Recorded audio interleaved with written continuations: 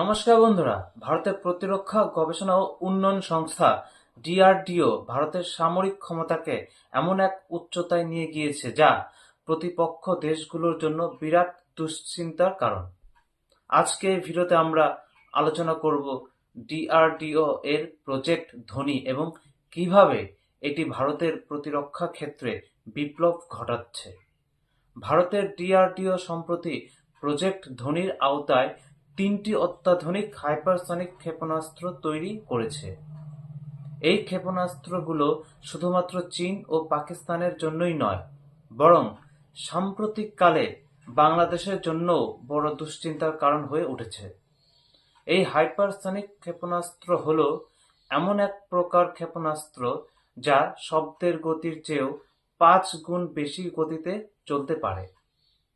DRDO এর তৈরি এই নতুন ক্ষেপণাস্ত্রগুলো